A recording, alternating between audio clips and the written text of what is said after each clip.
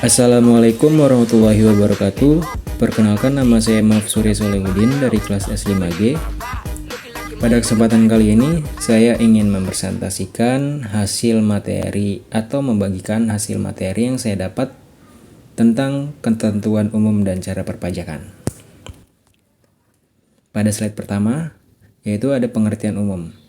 Perpajakan adalah suatu sistem pengambilan sebagian kekayaan rakyat untuk digunakan negara dalam membiayai pembangunan. Perpajakan juga diatur Undang-Undang KUHP, yaitu Undang-Undang Nomor 6 Tahun 1983 yang diubah terakhir dengan Undang-Undang Nomor 16 Tahun 2009. Pada slide ketiga ada fungsi pajak. Fungsi pajak. Yang pertama ada fungsi budgeter atau sumber pendapatan negara. Pajak berfungsi sebagai sumber utama pendapatan bagi negara yang digunakan untuk membiayai pengeluaran pemerintah, termasuk pembangunan infrastruktur, pendidikan, kesehatan, pertahanan, dan kesejahteraan sosial. Yang kedua ada fungsi regulasi atau pengaturan ekonomi. Pajak digunakan sebagai alat untuk mengatur kegiatan ekonomi dan mencapai tujuan tertentu. Misalnya, pajak dapat digunakan untuk mengendalikan inflasi, mendorong investasi, melindungi industri dalam negeri, dan mengurangi ketergantungan pada impor. Next, fungsi pajak. Masih dalam fungsi pajak. Yang ketiga ada fungsi redistribusi atau keadilan sosial. Pajak juga berperan dalam mendistribusikan kembali kekayaan dari kelompok masyarakat yang mampu ke kelompok yang kurang mampu melalui program-program kesejahteraan sosial, subsidi, dan pembangunan infrastruktur. Yang keempat, ada fungsi stabilisasi atau stabilitas ekonomi. Pajak dapat digunakan untuk menjaga stabilitas ekonomi dengan mengontrol inflasi atau deflasi.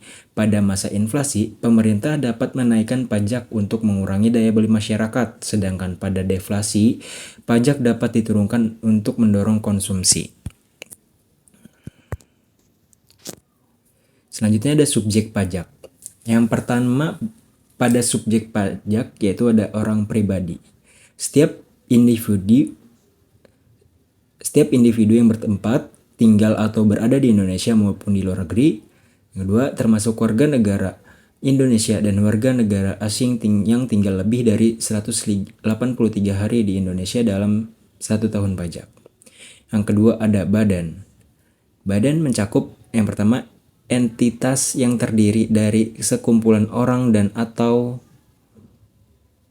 modal yang berbadan hukum maupun tidak berbadan hukum. Contohnya, perseroan terbatas atau PT, perseroan komanditer atau CV, firma, koperasi, yayasan, BUMN, lembaga, dan organisasi lainnya.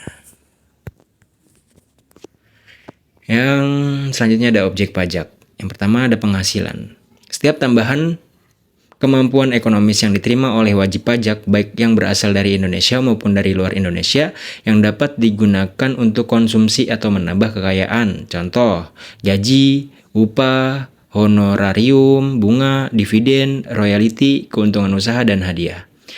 Yang kedua ada harta yang dikenakan pajak seperti tanah dan bangunan yang dikenakan pajak bumi dan bangunan atau PBB. Selanjutnya ada tata cara perpajakan. Yang pertama pendaftaran NPWP. Setiap wajib pajak wajib mendaftar di kantor pajak. Yang kedua pelaporan pajak atau SPT dilakukan setiap tahun paling lambat tanggal 31 Maret. Yang ketiga pembayaran pajak dilakukan melalui bank atau lembaga yang ditunjuk. Penyelesaian sengketa pajak. Keberatan diajukan oleh wajib pajak jika tidak setuju dengan ketetapan pajak. Kedua ada banding. Jika keberatan ditolak, banding dapat diajukan ke pengadilan pajak. Jadi kesimpulan pada materi yang saya dapat, pajak adalah kewajiban warga negara yang diatur dengan undang-undang. Juga pentingnya memahami hak dan kewajiban dalam perpajakan untuk menghindari sanksi dan tata cara yang tepat membantu wajib pajak memenuhi kewajibannya dengan baik.